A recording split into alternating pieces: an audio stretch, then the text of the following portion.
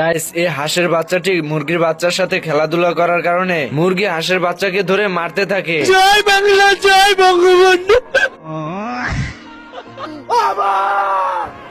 মাং মাং কোটাই গুন্দাই রে ঘুমের মাথালে উড়ে কয় বাবা গাজা খাবা বলিস কি? হাঁস তো তার বাচ্চার কথা শুনে রেগে গিয়ে মুরগির বাচ্চাকে মারধর করতে থাকে। আপনি কি এখন মুখটা বন্ধ কেন? সে কাজটা পালায় না। এই বোকাচোদা কয় কি?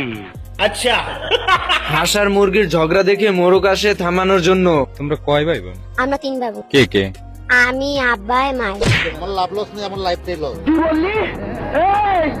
আমি বলুম না, আমার শরম করে। এইদিকে হাঁস বাসায় এসে ড্রেককে বলতে থাকে, মরবো মরবো আমি রাস্তায় গিয়ে মরবো, তবু এই বাড়িতে আমি থাকবো না।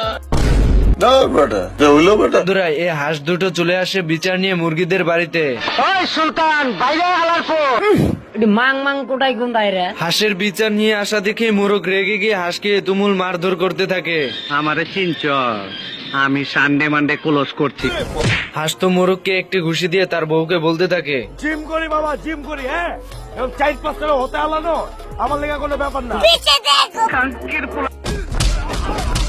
এদিকে হাঁস আর মোরগের মারামারি দেখে পুরো হাঁসের দল এন্ড মুরগির দল একে অপরকে ডিম চুরাচুরি করতে থাকে। এত হট্টগোল দেখে মুরগি তার বাচ্চাকে নিরাপদ স্থানে রেখে দেয়। এসব দেখে হাঁস তার বাচ্চাকে ঘরের ভিতর বাটির নিচে লুকিয়ে রাখে।